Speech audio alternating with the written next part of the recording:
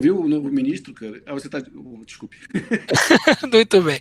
Então, saudações a vocês que acompanham este canal. Eu tenho a honra de receber aqui Aldo Lopes Dinucci, né? Que é professor de filosofia clássica na Universidade Federal de Sergipe e um dos raros falantes de língua portuguesa a ter traduzido Epicteto diretamente do grego para a nossa língua. Ele vai falar disso nos próximos minutos. E eu gostaria que ele começasse se apresentando, né? Falando aí da sua trajetória, tanto pessoal quanto acadêmica, e dizendo como é que ele se interessou por Epicteto. Então, Aldo, a palavra é sua. Vamos lá. Obrigado, Donato, pelo convite para falar.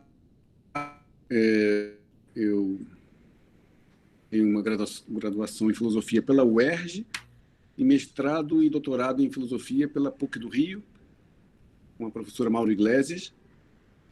Na PUC eu aprendi o grego, né, antigo, como traduzir. Aprendi tanto com a Maura quanto com o professor Fernando Rodrigues, do IFIX, que na época trabalhava em parceria com a Maura.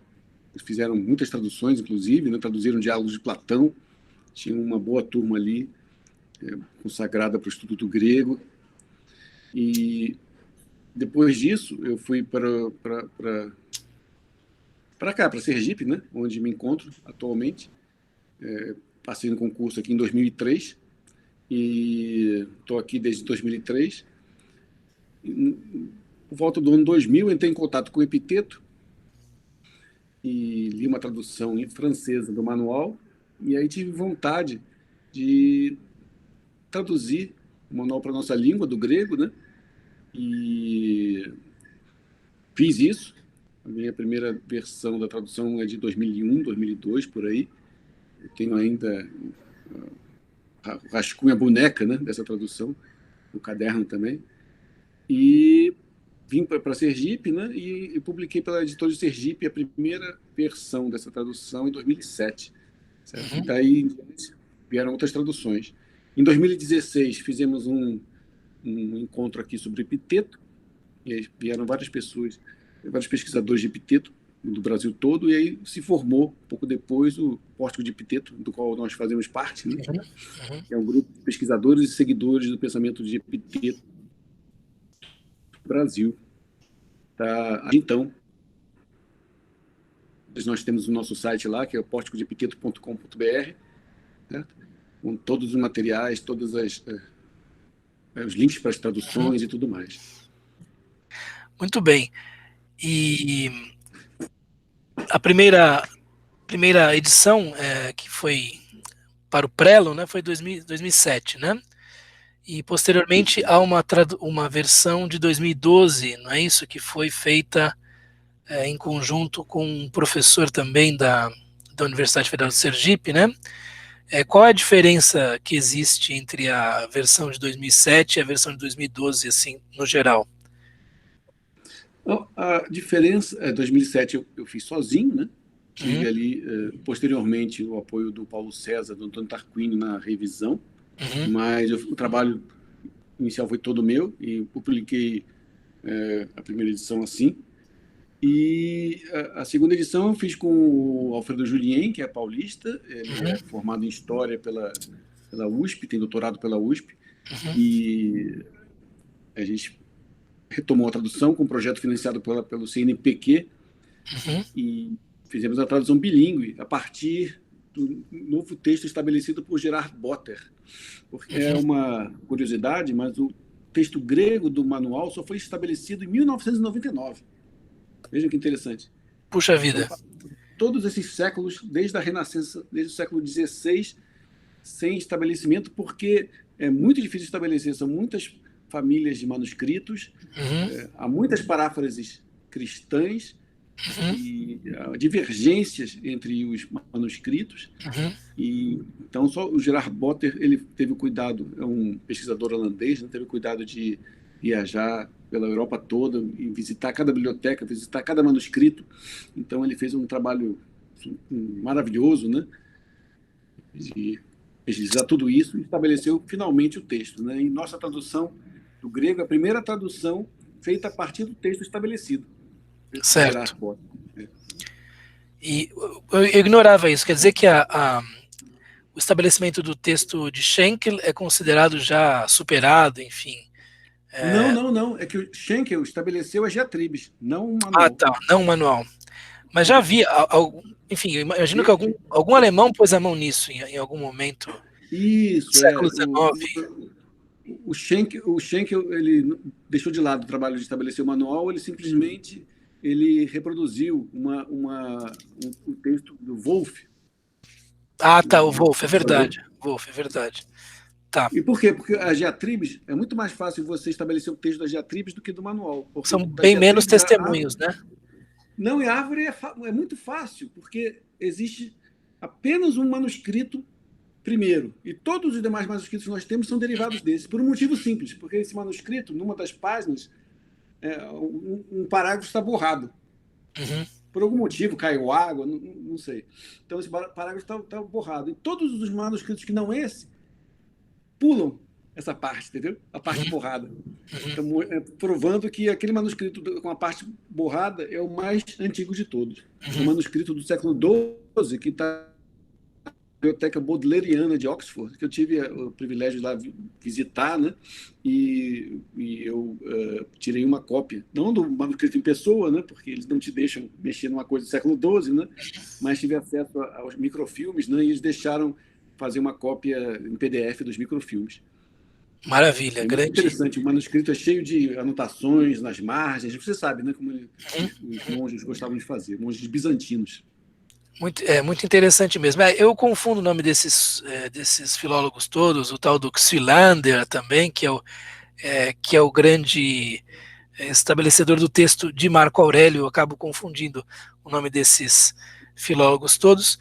E isso é importante para quem vier a assistir a esta conversa, né, que nós estamos fazendo, para que se entenda que o que nós temos como textos da antiguidade, na verdade, passa por muitas mãos, né? Passou por muitas mãos e há uma dimensão assim de conjectura em certos pontos, né?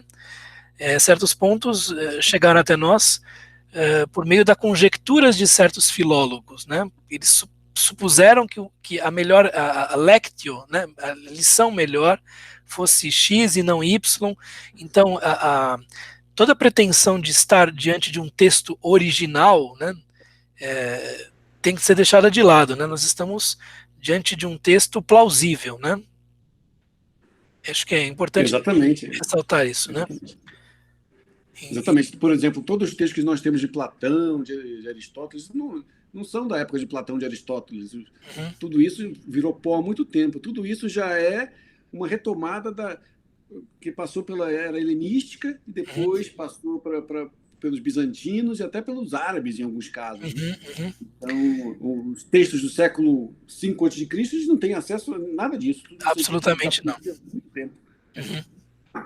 Tá. Isso é muito importante para a gente ressaltar, né? E aí houve essa tradução de 2012 e posteriormente houve outros lançamentos. Como é que foi isso? Sim. Então, a gente fez uma tradução bilíngue do manual em 2012. Aí publicamos pela UFES mesmo. Essa edição está disponível na revista Prometeus, na plataforma CER da UFES. E em 2014 publicamos essa edição pela editora de Coimbra, né? E apoiou o nosso trabalho. E essa edição aqui, né? Que é a edição do manual. É a mesma tradução da edição bilíngue, mas sem o texto grego. E lá eles fazem essas edições sem o texto grego e com uma nova introdução, uma introdução melhorada, uma introdução mais aumentada, expandida, com mais detalhes sobre a obra. E posteriormente há outras versões, né? Que acabaram saindo. Não, aí a partir disso temos uma edição de Coimbra, que é traduzido, que a gente coloca ali, com a permissão do Julien, eu publico aqui pela edição do Manual de Epiteto, né? E também a edição, aqui não tem a página, a capa, mas a edição que eu chamo de edição original de 2007, né? Que eles publicam em formato Kindle e está disponível por aí também para download. Tá. E o diferencial dela é que ela é mais espontânea. As pessoas costumam gostar mais dela, porque talvez porque reflita um pouco do meu entusiasmo pela primeira vez, né, que eu encontrei Epiteto, enquanto a segunda é mais técnica, tá entendendo? Então a segunda é mais apurada filosoficamente, mas a primeira é mais próxima de Epiteto nesse sentido. Então, assim, para os nossos leitores, começar pela primeira e passar para a segunda depois, para ter uma noção mais precisa, né, do que as coisas querem dizer, né? Talvez. É um refinamento, né? Dependendo da precisão que a pessoa tem em relação ao texto, né? Certo. Bom, vamos falar um pouquinho de algumas questões assim mais técnicas, né? Existem alguns termos que aparecem, que são recorrentes, né, no manual. E como é que você fez para traduzi-los, né? O que é que passa pela cabeça de um tradutor que se debruça sobre um texto pouco traduzido, né, para a nossa língua? Então, por exemplo, um termo como prohairesis, ou a distinção fundamental entre efremin e uk-efremin, né? Como é que você fez para traduzir isso? Então, na primeira tradução, a minha, né? Eu traduzi prohairesis ao modo do Old Father, que é o tradutor da Lebe, né, tradutor em inglês da Lebe, do manual e do Epiteto. Esta aqui, né? Estou falando desta. Exatamente. Essa aqui em Ele dois. traduz por will, eu traduzi por vontade. Tá. Agora, é claro, né, num contexto de popularização, funciona, porque a gente entende essa palavra, né? E essa palavra está no senso comum. Mas, tecnicamente, não é a mais adequada, porque o conceito de vontade é muito posterior, filosoficamente. Certo? E, na verdade, prohairesis significa algo como pré-escolha, ou mais exatamente, a capacidade de escolha. Né? Então, você está se referindo à capacidade de escolha. E é um conceito que já vem de Aristóteles e é modificado ali por Epiteto. E a Ferremin é a mesma coisa. Eu, na primeira tradução, eu segui a sugestão do Old Father e traduzi por Ferremin por coisas sob nosso controle. E essa é a escolha usual que a gente vê por aí em traduções. Não é uma má escolha, mas ela não é, mais uma vez, a escolha exata. Porque as coisas sob nosso controle, no caso, o juízo, né? A escolha, o impulso e o contraimpulso, essas coisas, F-remin, não estão necessariamente sob nosso controle. A gente pode adquirir controle sobre elas. Então, o F-remin, que é epi mais dativo, tem um sentido causal aí. Né? Então, estritamente falando, significa as coisas das quais sou causa. Tá. Então, Epiteto divide o mundo entre coisas das quais não sou causa, certo? Ou como as escolhas dos outros, os juízos dos outros, as coisas materiais todas do mundo, incluindo o meu próprio corpo, e as coisas das quais sou causa, que são essas poucas, o impulso, o juízo e a escolha, certo? Então, e também o epi tem um sentido de sobre, né? Da epigrama, né? Algo que é escrito sobre. Então, o Julien sugeriu isso, que a gente traduz algo que está sob nosso encargo, sob nossa responsabilidade. Certo? Em inglês, é muito fácil traduzir isso depois que o White tem a melhor tradução do manual em inglês. Né? Uma tradução pequena, mas resistente, que foi inclusive elogiada pelo Anthony Long, que ele traduz F-remin por up to us. É, muito boa mesmo, de fato. Up to us. Disse tudo, né? O up tem tanto essa função aí de indicar, né, aquilo que nos cabe, né, quanto essa ideia de algo que vem digamos assim, de cima para baixo, né? Isso, é. Por isso fica bom, né? Up to us é bem interessante. O único problema dessa palavra é que ela é demasiado formal, né? E ela tem essa ideia de que pode passar essa ideia de algo que é indicado por outrem, né? Tá certo? Então, de fato, isso para quem está assistindo, né? Para ver como as coisas semanticamente, né? Podem assumir várias possibilidades, podem ocupar várias posições, né? Só pedir esses termos aí para dar uma ideia, né, do que é uma tradução, que é um tradutor pensando e repensando os próprios termos. Nós tivemos oportunidade de nos conhecer pessoalmente em Porto Alegre, né, em 2018, quando nós podíamos circular pelo mundo, lembra-se, Aldo? Quando nós podíamos circular.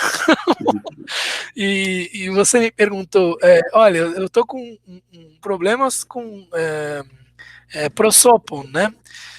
Como é que você traduziria? E eu também não sei, né? Quer dizer, papel, enfim, é complicado, né? Porque o prosopon é persona, né, em latim, né? Mas é a máscara, né? Enfim, a sua função social, enfim, de fato o papel que você assume, né? Mas realmente muito complicado traduzir, né? Dessa forma. Agora, uma coisa que é interessante é que você foi por um caminho, né, que é praticamente virgem, né, na nossa língua, né? Nós temos aqui, eu vou até mostrar na câmera, tenho aqui uma versão facsimilada da primeira tradução do manual de Epicteto, né, que é do Frei Antônio de Souza, bispo de Viseu, uma tradução que é de fins do século XVI, vim a saber disso hoje, e eu tenho aqui a terceira edição, que é de 1785. E você teve algum contato, né, com essa versão? Você poderia falar alguma coisa a esse respeito? Então, é uma edição muito interessante, né? Porque essa, particularmente, que você tem nas mãos, já surge dentro do contexto do problema que Epiteto teve na sua transmissão na Europa.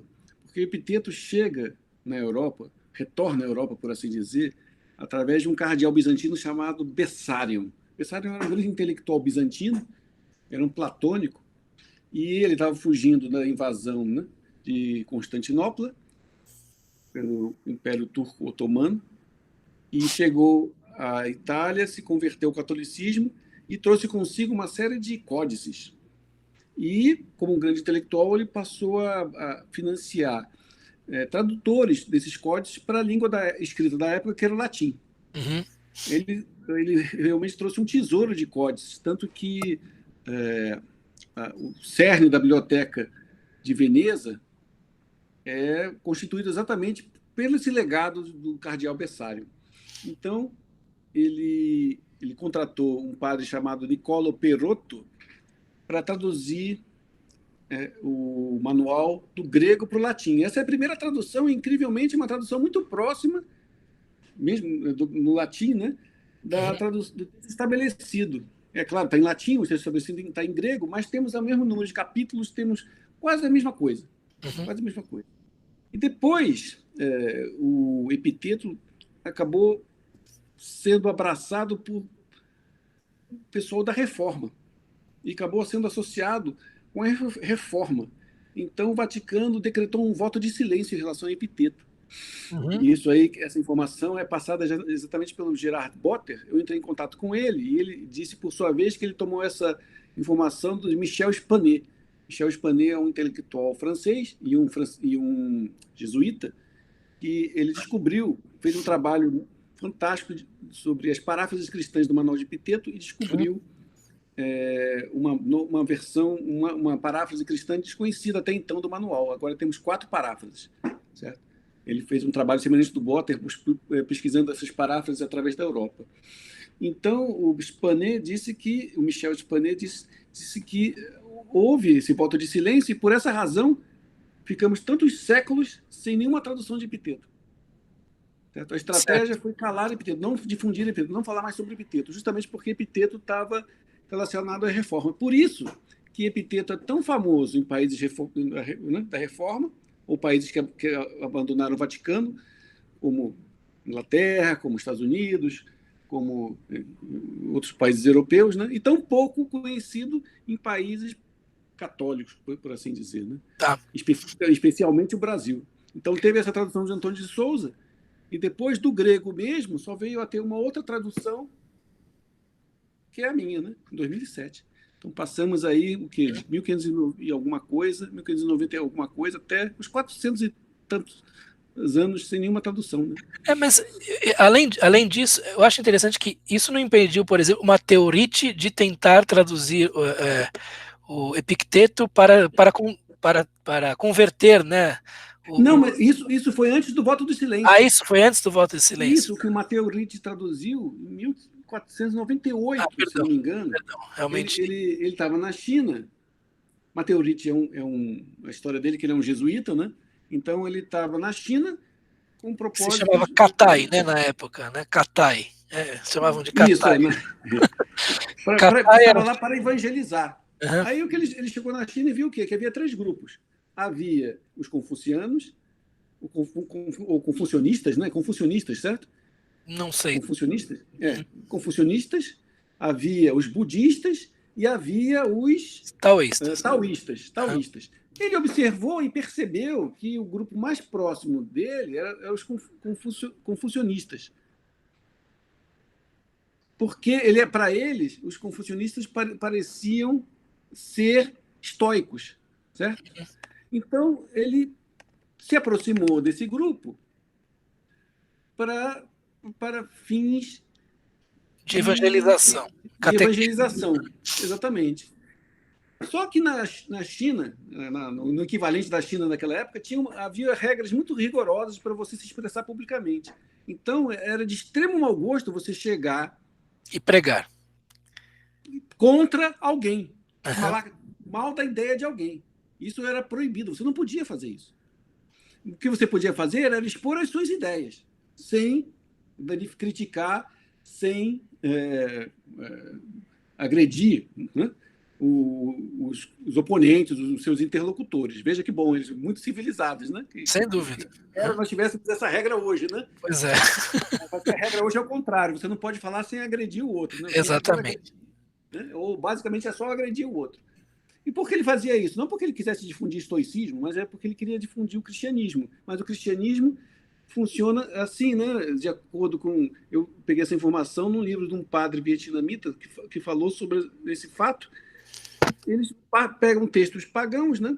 Esses textos, para eles, têm as sementes do verbo, né? De Deus, né? Da palavra de Deus, como Platão, etc. E começam por aí, para depois entrar com o evangelho. Né? E aí, o Matteo Ricci, ele pensou, o que eu vou fazer, né? Aí naquela época, estava transitando já essa tradução do Ângelo Politiano e do manual. Ele pegou essa tradução e simplesmente traduziu para os ideogramas, né, para chineses, parte do manual, adaptando a realidade chinesa, a realidade cristã, né, tirando os nomes gregos e colocando os santos cristãos, e publicou sob o nome dele. Agora, o que ele não sabia, o que aconteceu é o seguinte, essa foi a última vez que usaram o epiteto para evangelizar. O efeito foi contrário, porque os budistas adoraram. Os budistas adoraram, né? Justamente o que ele não queria, né? Porque ele via os budistas como adversários, né? E aí deu com os burros na água, né? E nesse sentido, porque, por outro lado, ainda está entre os 1000 livros mais famosos da China. Essa versão do Matteo Ricci do Manual de Epiteto. Curioso, a gente teria que tentar. É difícil fazer uma pesquisa a esse respeito, né? Porque a língua é Um Por acaso, obstáculo. você me lembra depois que eu achei um livro de um padre que morava no Vietnã, em 1975, falando sobre isso, esse tema, sobre essa evangelização através de epiteto. Tem que ser um Interessante. padre morando no Vietnã para ter essa ideia, né? Evangelização no Oriente através de epiteto. Então ele explica esse. E tem também outros livros sobre Mateus tem um famoso, né? Tem um livro bem extenso, já traduzido para o português, sobre Mateus. Foi um grande intelectual da Não, época, né? não, vou procurá-lo porque, sem dúvida, a experiência que ele teve, pouquíssimas pessoas tiveram, né? Então, Exatamente. porque realmente uma pessoa que transitou, né, entre tradições intelectuais tão diversas, né? Enfim, pouquíssimas pessoas têm Exatamente. essa oportunidade, né? Vendo isso pela primeira vez, né? Um território praticamente inexplorado, né? Muito bem. Vamos deixar aqui umas coisas claras, né? Quando a gente fala de Epicteto e fala do manual, o manual também é conhecido pelo termo Enchiridion, né? Ou Enchiridion, né? Que é que é traduzido como manualis, né? Em latim, né? Mas quer dizer algo que pode ser empunhado, né? Algo que Uhum. cabe numa mão, inclusive também há um sinônimo aí que é uma espécie de adaga, né, de punhal curto, que pode ser Isso. segurado. Eu sei que você gosta muito dessa aproximação, né, entre o Enchiridion de Epicteto e justamente essas armas curtas. Mas há também uma outra obra bastante mais extensa, também não escrita por Epicteto, também recolhida por um discípulo seu, que é Flávio Arriano, e que passou aqui para a nossa língua com o título de Diatribes, né?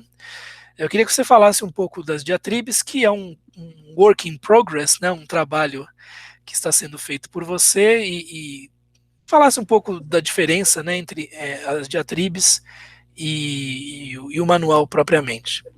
Certo. As diatribes, o Flávio Arriano, que é o cara que as redigiu, segundo ele, elas são as aulas de Epiteto. Ele simplesmente pegou e copiou ipsis literis as aulas de Epiteto às quais ele teve acesso. Então, por isso esse nome, né? Eu fiquei muito tempo tentando decidir se traduzia por diatribe ou como É traduzir muito do grego. complicado mesmo, muito complicado, porque em latim é dissertationes, né? É o Não, termo. mas e também já na antiguidade essa obra tinha um monte de títulos diferentes. Essa obra Tá. nunca teve um só título. O que Eu cheguei a aconteceu? ver isso em alguns bizantinos, né, com nomes diferentes. Não, antes mesmo, já Tá. entre os gregos. O que aconteceu? O Flaveriano, o costume naquela época era o seguinte: a questão lá era a palavra viva. O mais importante é a palavra viva. O Platão fala sobre isso no parágrafo 276A do Fedro, né? Uhum, Aquela história de que um deus chega para o outro e diz: eu inventei a linguagem escrita, agora os homens não vão mais esquecer. Aí o outro fala: mas agora os homens também não vão mais lembrar, porque uhum, o que importa aí o Sócrates completa, o que importa é a palavra viva na alma, né? Não a palavra escrita, que ninguém pratica, que ninguém tem na mente viva, né? uhum. E depois o Sêneca vai refletir sobre isso numa carta a Lucília, ele vai chamar isso de viva vox, certo? Então, para aquela época, o importante é você ter as coisas na sua mente. Você fazer anotações, como o próprio Platão já fala no Fedro, para depois. Uhum. Na sua velhice, quando você não consegue lembrar de alguma coisa, você vai lá e lê, né? Eu acho que no Menon fala-se de algo parecido, se não me engano, no Menon fala de uns jardins, de uns vasos que são parecidos com um bonsai, pelo que se entende ali. São uns vasos pequenos que são a miniatura do que é o grande. Então Hum, ele diz que o que é escrito é um lembrete, assim como esses vasos são uma miniatura do que é maior, né? Do que é justamente essa palavra. exatamente. Se não me engano, no final do Menon tem isso, se a memória Exatamente. não me trai, né? Exato. Então, o Flávio anotou aquilo para ele mesmo Uhum, e ele emprestou para alguns amigos, e sem que ele quisesse, publicaram isso. Essa uhum, obra se difundiu assim por toda parte, né? E com variados títulos, tanto que depois ele tem uma carta prefácio de Diatribes, que saiu na nossa tradução, né? Ele diz que tentou ali conter a confusão, né? Tentou dar a forma final de Diatribes e um título só. E Diatribes também tem esse problema, porque a própria tradução do termo é complicada. Está se referindo a uma aula, mas que não é uma aula como a gente entende hoje em dia. Que eu chego e fala e os alunos ficam ouvindo, mas é uma aula interativa, onde ocorrem diálogos, né? Onde ocorrem questões um pouco fora do script, né? Especificamente essas aulas de Epicteto são aulas onde ele tinha um maior espaço para improvisar ou para, enfim, fazer discursos o que ele achava que deveria fazer naquele momento, né? Então, alguns tradutores estrangeiros traduzem por discursos, mas não é discurso, porque discurso em português é uma coisa muito formal, né? Uma coisa muito séria. E as aulas de Epicteto não são assim. Outros traduzem por conversas, mas também não é conversa. Também não é conversa, é muito difícil. Diatribes é um termo que está ligado aos cínicos e aos estoicos, né? A forma como eles ensinavam. Então, por isso que acabou sendo agora, para nós, parece uma coisa que contém a invectiva, né? Que contém o ataque, ou que contém uma veemência. Isso. E não necessariamente assim, né? E não necessariamente. Eu fiquei satisfeito porque aquele dicionário Aulete acabou incluindo esse sentido de Diatribe, de aula. Eles incluíram esse sentido antigo também, de uma aula ao modo dos cínicos e tudo mais, na antiguidade. Então, hoje em dia, esse é um dos sentidos disponíveis. Em inglês é muito comum discourses, né? Mas discursos têm um grau de preparação e de formalidade que não parece existir em nada disso. Em francês se traduz muito por entretien, né, que é conversas, mas não são só conversas, tem conversas também, mas tem outras coisas, né? Mas veja que coisa interessante, isso aqui eu cheguei a isso aqui recentemente. Eu estava lendo essa tradução do Teles para o francês só um momento. Do Festigier. Então, ele esclarece que esse nome de Diatribe aparece em primeiro lugar através de Bion de Borístenes, na metade do 3º século antes da Era Comum. Certo? Era um predicador, ele não era nem cínico, nem estoico, era um predicador. Né? Era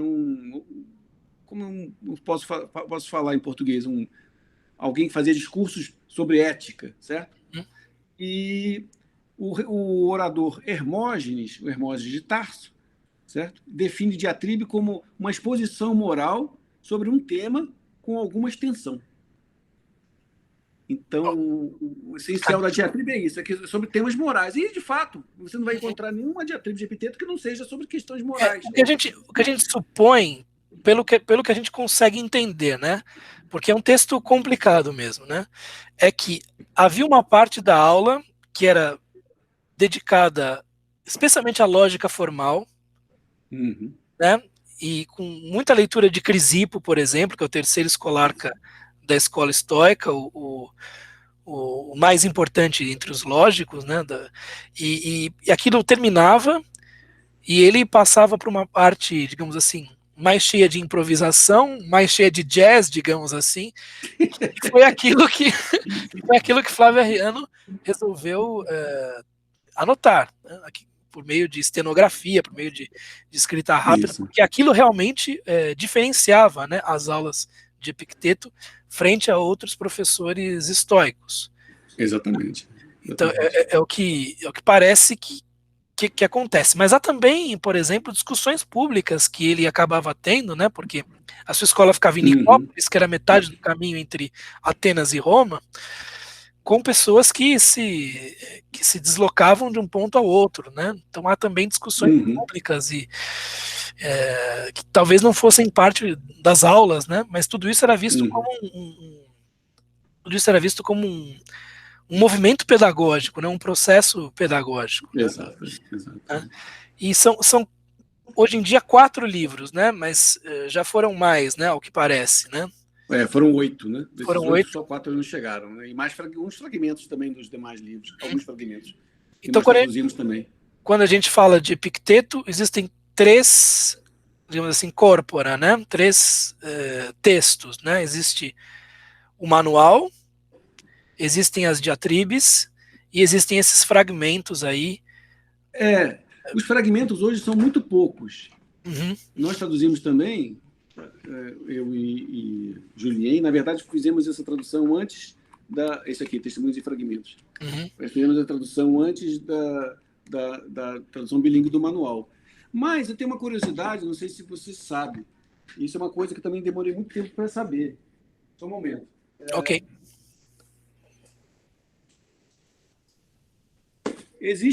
Circulam por aí textos chamados As Máximas de Epicteto. Não sei se você já teve acesso a isso. Eu já vi para comprar, mas eu não compro porque eu não sei do que se trata. Não sei do que se trata, né? Então, isso aqui é interessante pelo seguinte: os fragmentos antes do século XX, antes da edição de Schenkel, eram um número muito maior, porque não haviam sido ainda suficientemente estudados. Então, Schenkel fez um estudo sério deles e separou o que ele achou que eram fragmentos de Epicteto do que não eram, certo?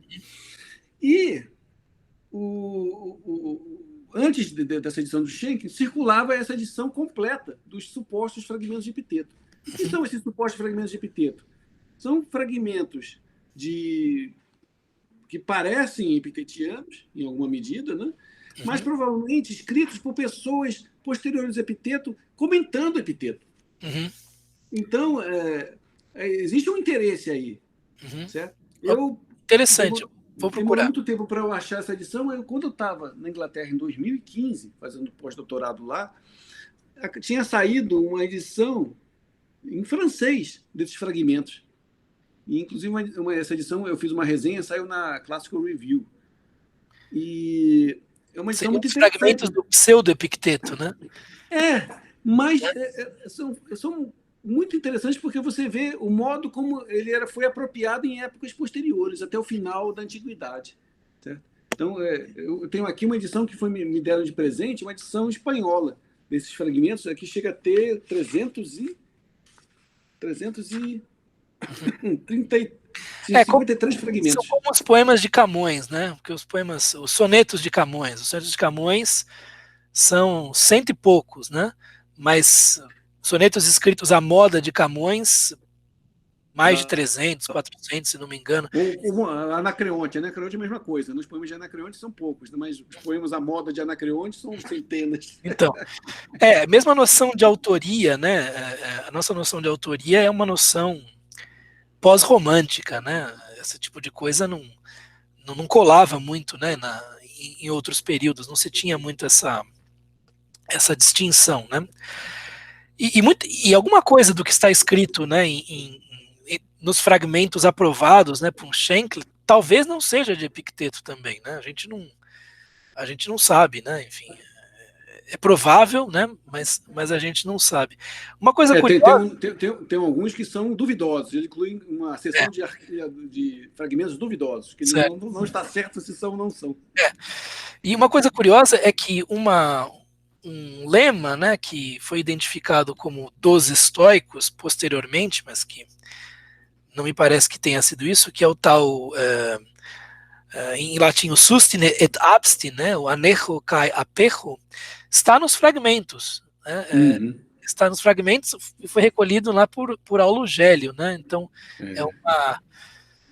é o sustenta e abstente, né, é o suporta e renuncia, né, que seria uma regra de vida que Epicteto dá.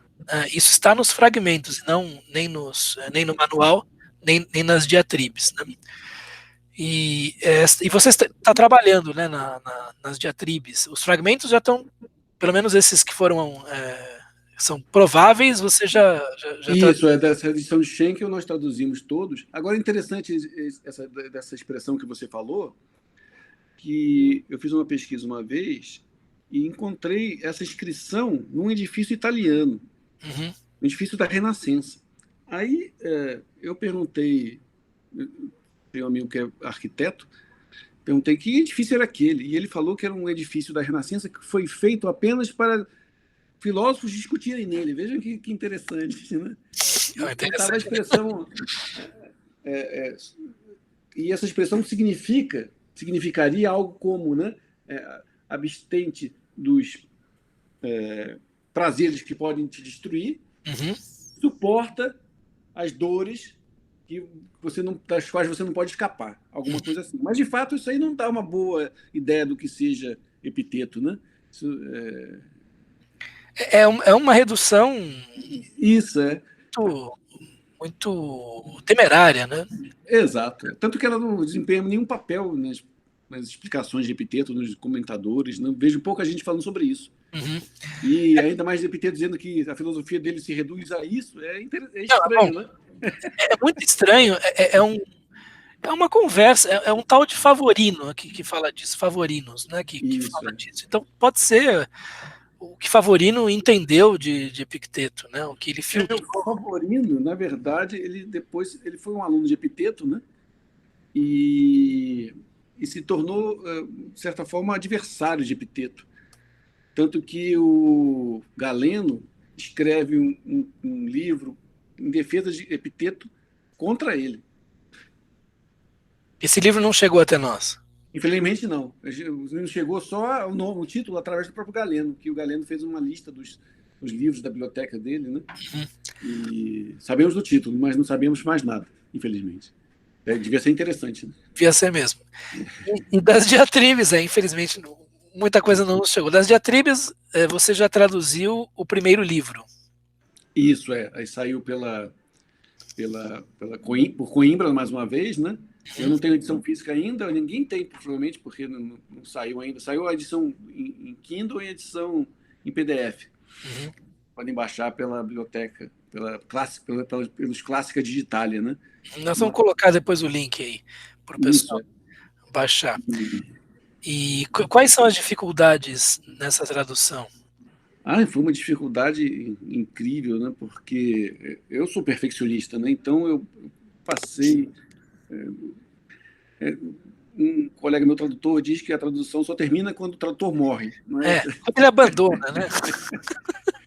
e eu realmente foi muito difícil, né? Então eu realizei todo aquele um trabalho conceitual que uma tradução você não pega e simplesmente vai traduzindo, né? Você tem alguns conceitos chave que você tem que identificar, tem que entender Uhum. e tem que uniformizar a tradução. Sem Você não dúvida. pode em cada entrada traduzir diferentemente, certo? Uhum. Sem Perfeito. nenhuma razão.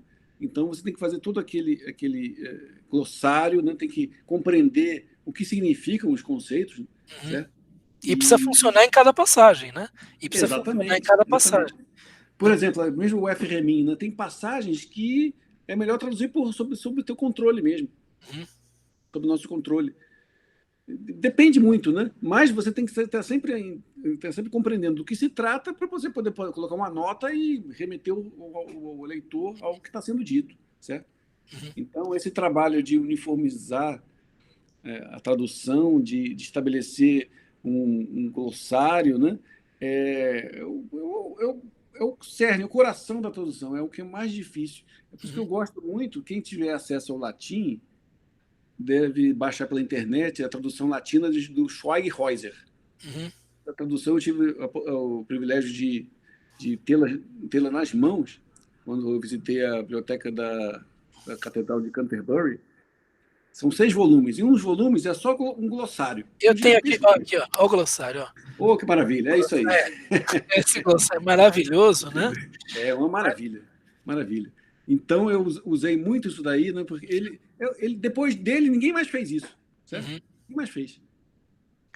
É, A gente devia até traduzir isso para o português, aí é uma boa ideia, cara, olha só. então, mas você sabe que o que eu penso é o seguinte, é que Epicteto coloca uma série de complicações, de dificuldades, e acaba não gerando nenhum tipo de crédito acadêmico. É por isso que a gente não vê tanto Não, trabalho mas, em cima dele. então, eu acho que isso aí é que todo mundo me dizia, né? Uhum. Quando eu comecei a trabalhar com Epiteto, você não dá em nada, etc. Mas, rapaz, a quantidade de crédito acadêmico que eu recebi todos os créditos acadêmicos, né? Eu recebi Maravilha. financiamento. Eu não vou ficar me autoelogiando, está no meu currículo Lattes, né? Mas isso não é verdade, felizmente. Há essa impressão, né?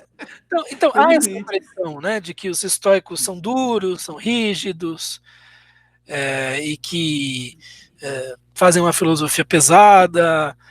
Isso é um grande. Inclusive, tem um amigo meu que é o estudante do Rafael, professor Rafael, lá da Federal de Goiás, né? E ele estuda os cínicos, né? Eu não vou nomear ele aqui, senão ele vai ficar com raiva de mim. Aí, num texto que ele escreve, ele fala assim: não, porque os estoicos eram contra o riso. Veja só que. É essa a ideia que a gente tem do estoico hoje. Peraí. Quem foi não sei se foi o Zenão, que morreu de dar risada. Isso, ele morreu de rir. E as diatribes de Epiteto são cheias de palhaçada. Lógico, cheias. Claro. Então, isso é uma total tolice. Eu não sei de onde tiraram isso, né? Não sei se é o espírito. Parece o nome da Rosa. O nome da Rosa, né, do Humberto Eco tinha isso, né? E os monges que são contra o riso, eles destroem o terceiro capítulo da poética de Aristóteles. Que nunca foi encontrado, né? Talvez nunca tenha sido escrito mesmo, por isso que. Exato. Então, isso é intriga da oposição, isso não é verdade, não. Pelo contrário, né? Porque o objetivo do estoicismo é formar uma pessoa que tenha euróia na alma, cuja alma flua bem, né? E, em outros termos, uma pessoa que mantém o seu bom humor em todas as situações. Se a pessoa está triste, ela não está fluindo bem. O objetivo não é ficar triste. Nem se tudo, né? Então, o Epiteto até critica os caras que andam. Ele fala assim: pô, você está. Ele critica umas pessoas no tempo dele que estudavam filosofia e andavam como se tivessem engolido obeliscos, espadas, né? Sério, você já viu aqueles intelectuais, né, que se acham, tá entendendo? É verdade. Isso é ridículo. Ele fala: poxa, você parece que engoliu uma espada, né? Você está andando aí. Tá entendendo? Sabe que o Monteiro Lobato chamava de os carranças, né? Tá certo? São esses caras que tem. Não, isso acaba sendo uma máscara, né? Uma coisa ridícula. Mas existe esse estigma, né, em torno dos estoicos, de que eles impõem dificuldades muito grandes e, no fundo, eles não seriam tão importantes assim, né? Então, pode ser que haja ainda nos meios acadêmicos esse preconceito. Isso é até bom você falar, porque tem um pessoal estudando estoicismo por aí, achando que os estoicos preconizam exercícios físicos pesados, tipo coisas militares, né? Coisas perigosas e passar fome. Isso é tolice, né? O Epiteto explicitamente diz que não se deve fazer isso. Epiteto diz, porque tinha uns alunos dele andando na corda. Andar na corda não é nem uma coisa perigosa. Já viu como tem uns jovens que fazem isso? Eles amarram uma corda de um lado do outro e saem andando em cima dela, né? E nem isso ele achava que era bom. É uma fita, né, na verdade. Isso. Ele dizia: pô, não façam isso não, vocês podem se machucar. Vocês não vão ganhar nada com isso em termos de filosofia, né? Vocês acham que vão se tornar filósofos porque passam fome, porque atravessam, andam quilômetros. Veja, ele dizia isso, quer dizer, se o seu trabalho militar exigir isso, né? Ok, é o seu trabalho militar, mas fazer isso se você não é militar, realmente. Isso tem uma passagem fantástica quando ele fala de Hércules, né? Ele fala, alguém pergunta: Epiteto, Hércules não se tornou rico? Rico não, desculpe, nunca se tornou rico. Ele se tornou forte, não? Porque ele passou por todos os trabalhos e tudo mais. Epiteto: sim, claro. Mas só uma pessoa louca ia buscar essas coisas, né, para si, certo? Só uma pessoa, já viu você? Agora eu vou atrás da Hidra, certo? Não, só um lunático ia buscar isso, certo? Essas coisas acontecem. Você tem que fazer, se preparar para que elas aconteçam, não ir atrás delas, né? Não, enfim, tem muitos trechos assim. Eu acho que em Sêneca tem uma parte, uma coisa, um trecho que ele diz assim: por mais que você se exercite, você nunca será tão forte quanto um touro, né? Tá certo? Não é que você não deva cuidar do corpo, não deva enfim. O Mas, Epiteto diz a assim, mesma coisa, diz que o objetivo não é se tornar forte como um asno. Um asno é enfim, extremamente forte. então, não é Um asno você, resiste a muito mais coisas que nós podemos resistir fisicamente, né? sem dúvida, né? Mas não é o modelo que aspiramos, pelo menos não eu. Né? Mas é interessante que há entre os estoicos alguns homens assim com perfil atlético também, né? A gente vê o próprio Cleanto, ou Cleantes, que é o segundo diretor da escola, que era um pugilista, né? Enfim, Eratóstenes, que tinha alguma coisa, alguma ligação com os estoicos, era um atleta. Então, se a pessoa tem essa vocação, se tem esse lado, E o deve Cleantes ser era muito forte, forte. mas ele vivia disso, né? Porque ele era pugilista, mas ganhava dinheiro como carregador de água. Então ele ia nas fontes, enchia os baldes de água e trazia nas costas, né? E entregava nas casas, porque não tinha encanamento na antiguidade, né? Na Grécia, né? Em Roma Na já tinha. Grécia, por exemplo, no Brasil, em vários lugares ainda não tem, né?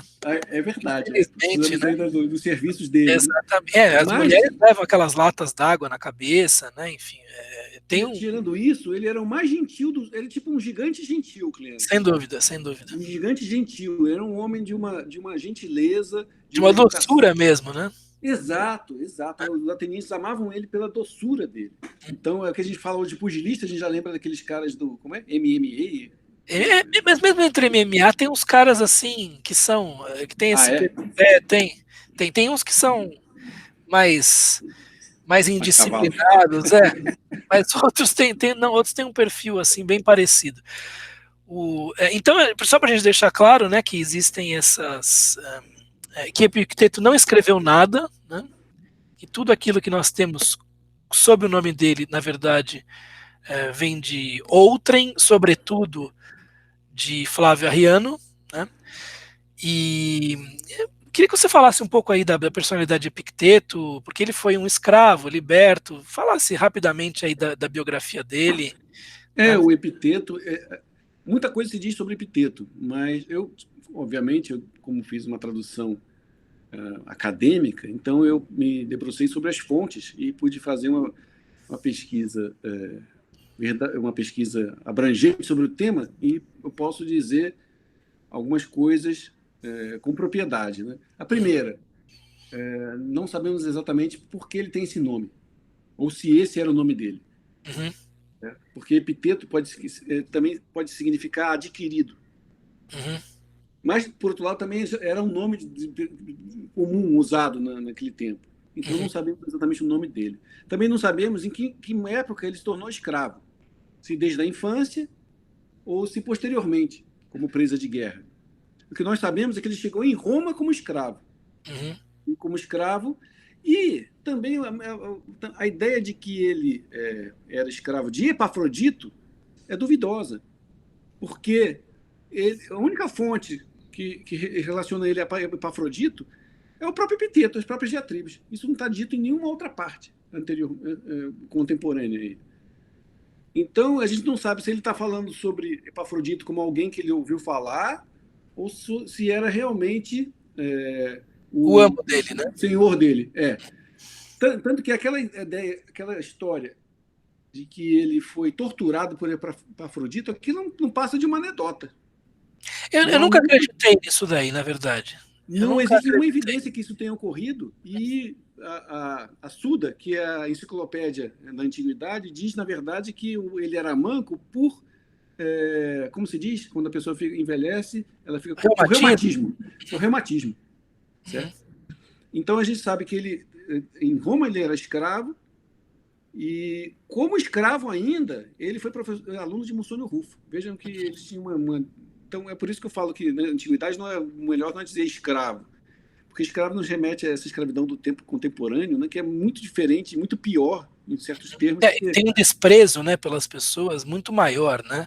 A escravidão Isso, que foi exatamente. praticada no Brasil foi com um desprezo aos africanos que foram trazidos para cá e os indígenas que foram escravizados, muito maior do que o que a gente via na antiguidade de um modo geral, né?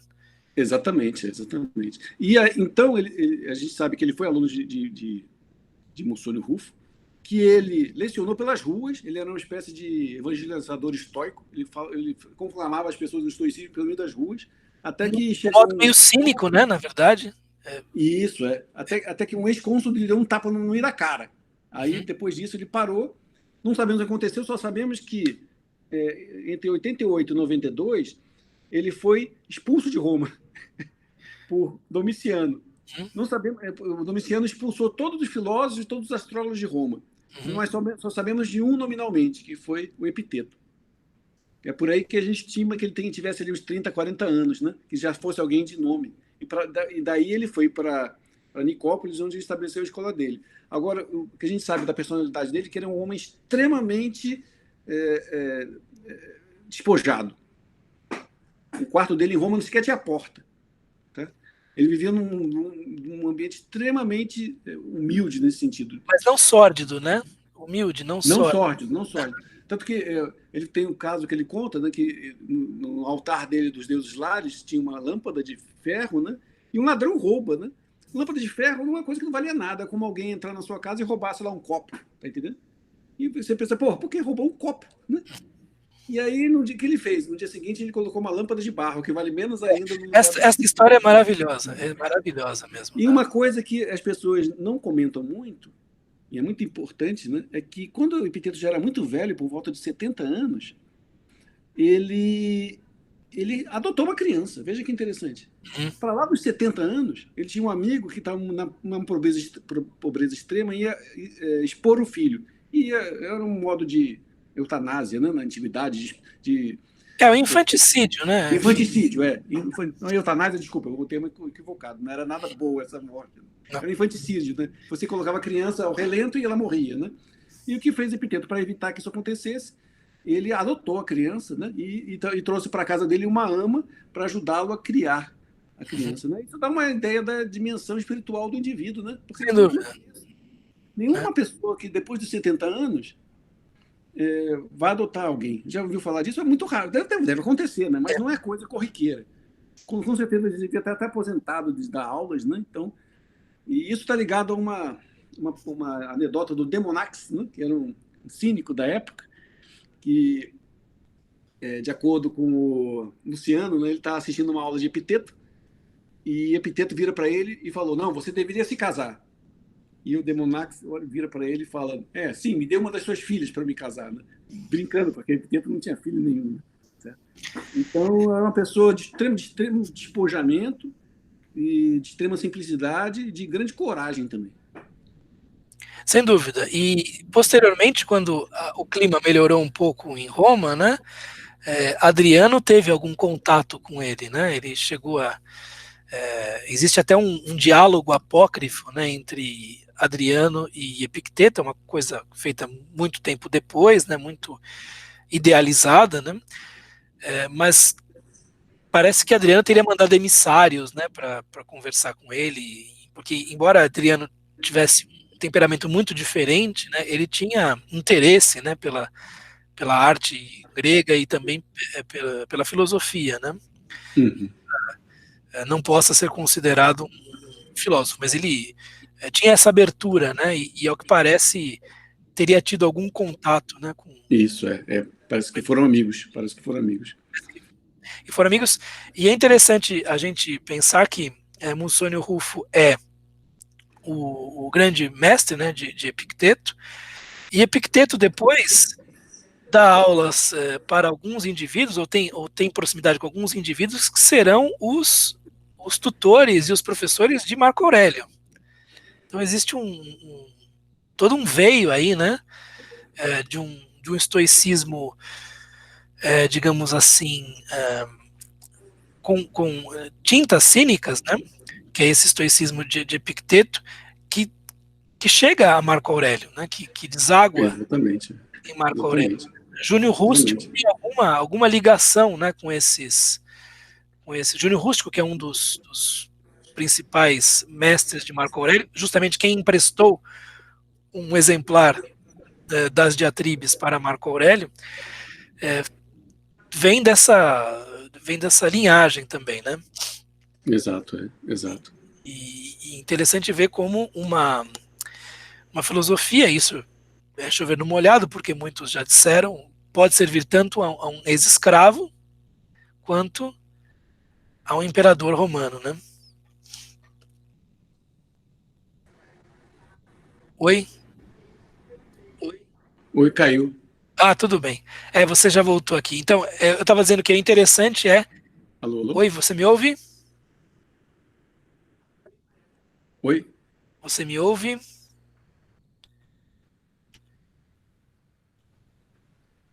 Você me ouve agora? Você me ouve? Aqui, bom, estamos esperando aí a volta do Aldo, né? Que caiu. E falando, ó, vamos lá.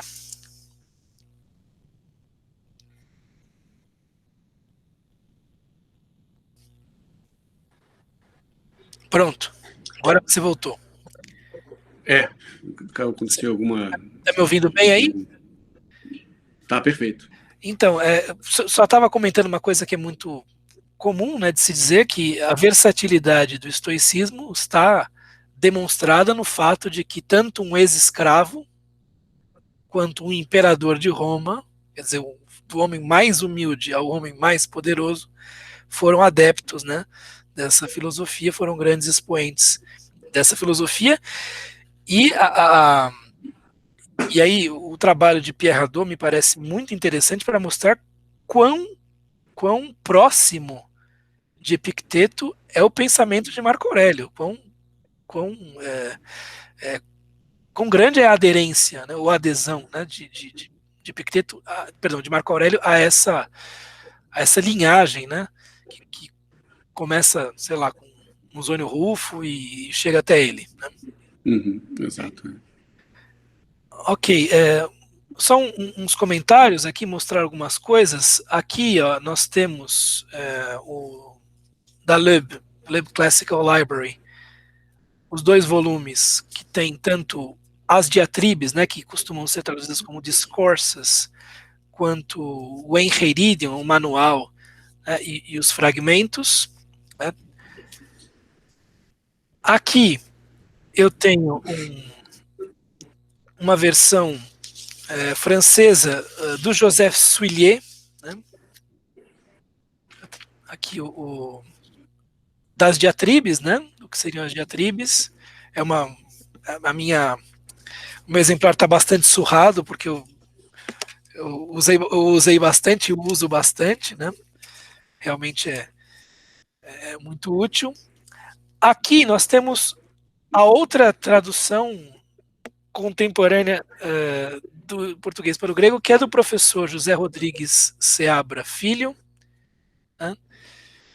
Que saiu pela Edições Nova Acrópole. Ele não faz parte dessa sociedade, mas ele tem traduzido algumas coisas para essa editora, né?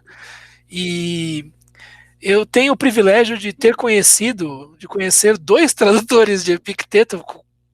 Poucas pessoas no mundo podem se vangloriar disso, né? Porque ele foi meu professor de latim. E talvez aí, para quem se pergunte, o que é este livro aqui, né? A Arte de Viver, né? Com uma nova interpretação de Sharon Lebel.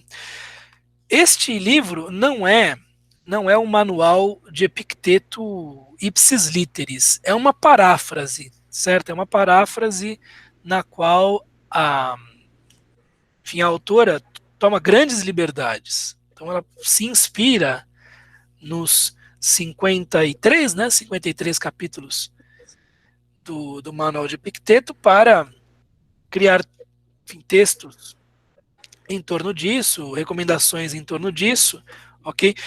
Talvez seja uma introdução assim para quem não está acostumado com a linguagem filosófica ou a estranha demais antes de entrar propriamente no texto, né? Mas você sabe, o Donato, Hum, foi esse livro que me fez traduzir o Epiteto. Sabe por quê? hum, Na época, eu estava terminando o doutorado não, em meados do doutorado da PUC. Aí eu entrei na biblioteca da PUC, lá no primeiro, da livraria, né? E vi esse livro, falei, oh, que maravilha, tem agora em português. Comprei, né? Quando eu cheguei em casa, cara, eu fiquei muito sempre decepcionado, É, porque o livro é enganador, que ele coloca é, epiteto. é verdade, é. E aí eu falei, pô, isso aqui não é epiteto, né? Uhum. Aí eu fui, inclusive eu fui, assim que, não sei se foi no dia seguinte, assim que eu voltei na PUC, eu fui lá e pedi o dinheiro de volta, porque eu me senti enganado. E devolveram? Devolveram. Porque aí foi isso, esse livro exatamente que me levou a essa urgência de traduzir epiteto. Eu falei, Não, poxa, que brincadeira, cara, sabe? Porque é enganador, né? Mostra lá, como parece que é epiteto que está escrevendo aquilo, né? não, não. Não tem Bom, nada a ver com epiteto, não, é enfim, é uma como você parábola, falou, né? É uma é uma parábola. autoajuda de terceira É, categoria isso. não não é bom, né? Mas assim, É. para quem não está acostumado com Mas como nada, você falou, pode servir para alguém para levar a epiteto ao verdadeiro sim, pode, pensamento de epiteto, né? pode. Mas eu como professor, como estudante de filosofia, fiquei muito frustrado vendo. É como se pegasse um diálogo de Platão e reescrevesse de uma forma totalmente simplória, né, para pessoas da atualidade. Que sentido há nisso? Não tem, filosoficamente, não há nenhum sentido nisso, né? Espero que quem leia encontre alguma vantagem lendo esse livro, Bom, mas para mim foi o contrário. Mas foi bom por isso, né? Graças a esse livro, então, eu isso. traduzi. Não, você tem algo que eu também tenho, que é assim, quando você vê que ninguém fez certa coisa ou que não estão fazendo certa coisa, você resolve fazer, Exatamente, exatamente. porque Exatamente. isso na verdade devia ser um chamado para todo mundo, né? Se você vê que não existe aquilo que você está buscando, é porque você tem que fazer, é com você mesmo, né? Exato. Você que tem que se mexer, arregaçar as mangas e fazer. Enfim, tá muito bom, foi muito esclarecedor tudo isto. É, eu queria que você dissesse aí umas palavras finais a respeito de Epicteto, o que você aprendeu com ele de mais importante, ou qual foi a passagem que você considera sei lá, iluminadora, reveladora, relevante. Eu entendo o estoicismo de uma forma muito diferente do que as pessoas estão entendendo hoje, né? As pessoas Uhum, querem encontrar ali respostas para solucionar questões do dia a dia. Não que não haja essas respostas ali, mas o objetivo de uma filosofia não é apresentar fórmulas resumidas para você decorar. Não são fórmulas mágicas, né? Não é uma oração ou coisa assim solta mas é construir um novo discurso dentro do seu espírito, né? Para que você veja a realidade de uma outra maneira. uhum, Então, o estoicismo, como outras filosofias da antiguidade, tem como proposta, tinha e tem, né, esse reconstruir seu discurso interno para te permitir acessar a realidade. Então, todas essas filosofias de cunho socrático partem do ponto de vista de que o nosso acesso à realidade é detido, é impedido por falsas opiniões que nós temos sobre o real. uhum, Por exemplo, né, imagine que você acha que cães são animais malignos. Então, toda vez que você via um cão, você vai ficar com medo, você vai ficar triste, você vai querer fugir, porque você crê que aquele é um animal maligno. Certo? Então, essa emoção ruim é resultado dessa falsa opinião que você tem sobre o cão, porque o cão não está fazendo nada. Certo? É você que acha que ele é maligno. Certo? E isso acontece conosco, na realidade, em diversos níveis. A gente achando que as coisas são ruins ou boas, e isso vai externamente, né? Isso vai nos causando uma série de instabilidades mentais. E um modo de você eliminar isso é através da reconstrução total do seu discurso interior, de modo que você possa encarar a realidade com outros olhos e tirar essa trave, né, que te impede de ver a realidade, né? uhum, E isso tem uma passagem muito bonita do Joaquim Nabuco. Não sei se vocês sabem, Joaquim Nabuco era um grande leitor de Epiteto, né? uhum, E ele fala sobre as lentes translúcidas de Epiteto, né? Ele fala que através de Epiteto ele pode ver a realidade de modo perfeito, né? Como através de uma lente translúcida, certo? Então eu vejo Epiteto como essa lente, né, que nos permite ver o real de uma forma translúcida, né? Nos permite acessar a realidade e viver de uma forma muito melhor, muito mais tranquila e alcançar essa ataraxia que eles falam, né? E Uhum. acontece mesmo, né? Que você passa a viver de uma forma muito mais tranquila, muito mais feliz, muito mais serena. Então não tem Maravilha. uma passagem assim, mas Não, a obra toda. ok. Não, Aquelas maravilha. palavras Tudo, vão, sabe? maravilha, tudo. Eu quero tudo. Imagina que eu vou ficar com uma passagem só. Só para falar do meu próprio gosto, eu acho a passagem do Lampião muito boa, né? Realmente incrível, né? Porque ele perde, né, o Lampião de ferro e no dia seguinte compra um de barro que vale muito menos e diz algo assim: só provava que eu não precisava, né? Só foi a prova de que eu não precisava do Lampião de ferro, né? Hoje em dia está na moda falar de desapego. Eu acho que desapego como esse não há absolutamente nenhum, mas isso mostra como a gente muitas vezes não precisa, né, de certas coisas e cria opiniões erradas, né, a respeito de certas coisas. É muito, muito interessante, muito bonito. E eu gosto também de uma outra menção muito breve que ele faz ao seu mestre, né, Musônio Rufo, e quando Musônio Rufo diz algo assim: se vocês, depois de terem ouvido tudo isso que eu disse, ainda assim acharem que o melhor é ficarem me elogiando, vocês não entenderam nada. Eu acho muito bom. Esse pedaço é maravilhoso, porque o que importa, né, é justamente a filosofia, né? Os filósofos acabam sendo, enfim, como divulgadores, né? Como meios de passagem, né? Para a filosofia. Claro, colocando algo de si mesmos, né? Porque sempre colocam, mas o que importa é o amor pela sabedoria, fundamentalmente, né? Porque isso é filosofia, né? O amor pela sabedoria, né? Isso é o que importa, né? E o mensageiro não tem tanta importância assim, né? Dentro desta perspectiva. Eu me lembro de um filme muito ruim, aliás, acho que Stigmata, um filme péssimo, mas eu não sei se é Stigmata ou Fim dos Tempos, em que um sujeito aparece e é tomado por um espírito, começa a escrever uma coisa numa parede e tal, e aí perguntam quem é você para ele. Ele olha e responde em italiano: ele mensageiro não é importante, né? O mensageiro não é importante. E, enfim, o mensageiro é o que tem menos importância fundamentalmente, né? O que importa é esta arte de viver que pode ou não, né, ser abraçada por nós, enfim, neste momento ou em qualquer outro.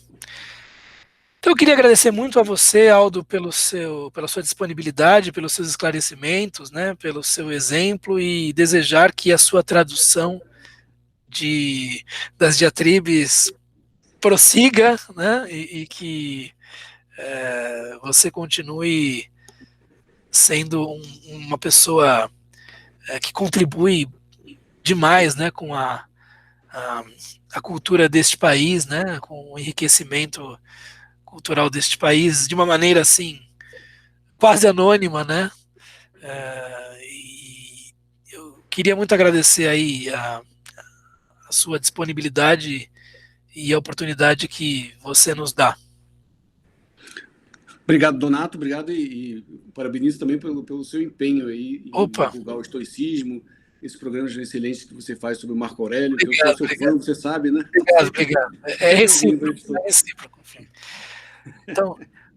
Então, obrigado aí por tudo. Abraço. Até mais. Tchau, Abração. tchau. Até.